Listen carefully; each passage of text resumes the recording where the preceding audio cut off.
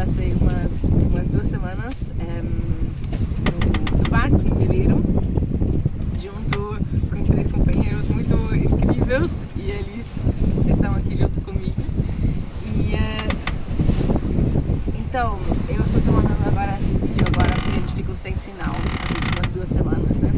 E no nosso próximo encontro que a gente vai ter, a gente vai fazer uma reflexão do último meio ano, dos últimos 6, 7 meses. A gente vai ver para onde a gente chegou, o que aconteceu, fazer uma análise do nosso fluxo lunar, entender um pouco melhor o que está acontecendo na nossa vida e para onde a gente quer ir, né, no futuro, e aonde você quer ir, e aonde você já chegou, de celebrar tudo que você conseguiu e ver para onde isso vai.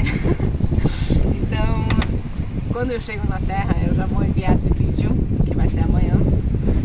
E aí, eu espero que se você sente o chamado para vir, você aparece e a gente se vê. Um abraço!